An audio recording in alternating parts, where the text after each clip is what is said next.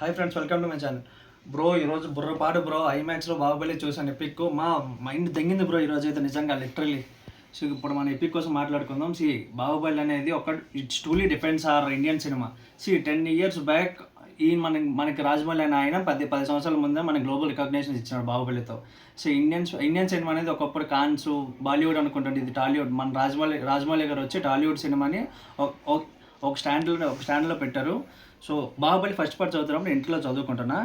అప్పుడు ఆ స్కేల్ చూసే నా మైండ్ దింగి అప్పట్లోనే నా బుర్ర పోయి అప్పట్లోనే.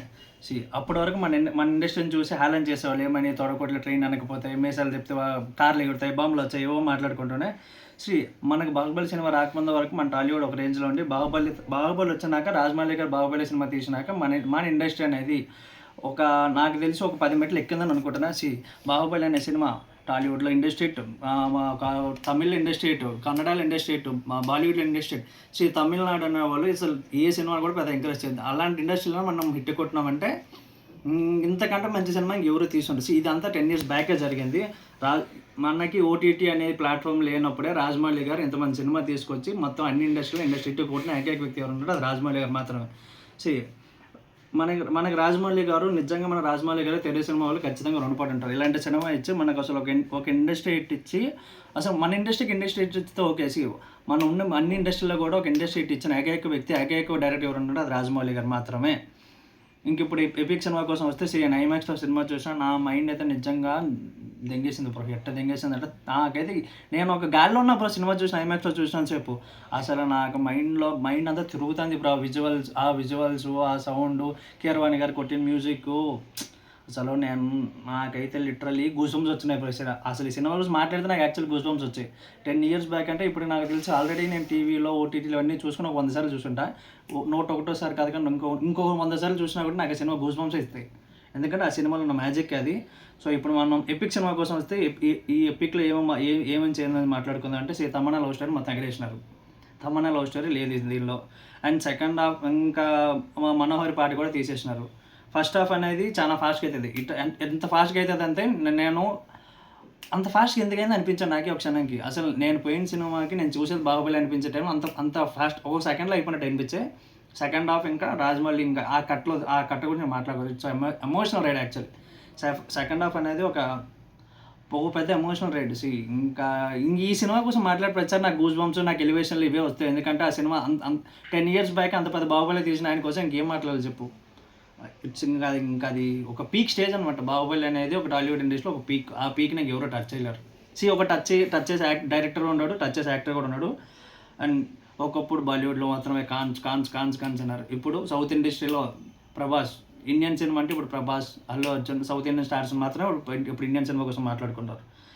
ఇంకా ఈ సినిమాలో ఇంటర్వెల్లో ఒక యానిమేషన్ ట్రైలర్ వేశారు భయ్య, అదైతే బుర్రపాడు భయ్య. ఇంకా అది ఇంకెట్టుందంటే అది నేను కాస్త గాల్లో తెలియదు.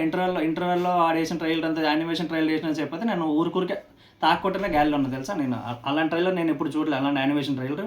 అండ్ నాకు ఏడో ఒక సోర్స్ ఆఫ్ ఇన్ఫర్మేషన్ కూడా ఏమనుకున్నాను, 120 crore బడ్జెట్ యానిమేషన్ కూడా ప్లాన్ చేశారని ఒక మాట విన్నాను.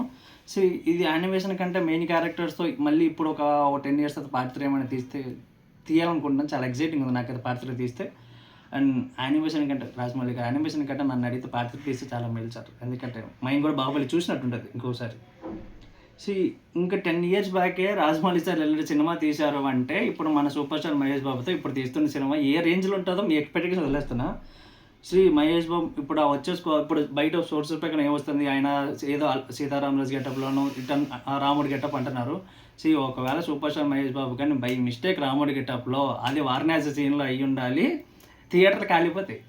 థియేటర్లు ఇంకా కాలిపోవడం ఒకటే మిగిలింది ఇప్పుడు థియేటర్లు. ఇంకా బై మిస్టేక్ ఎవరైనా ఇంకొక చిన్న రోల్ ఏమైనా ప్రభాస్ అన్న కానీ అట్టు ఏమైనా ఇచ్చారు అంటే థియేటర్ కాలిపోవడం కాదు, ఇంక థియేటర్లు బస్వం చేసుకోవాలి, ఇంకేముండవు థియేటర్లు, ఎత్తు పథకాలే థియేటర్లని.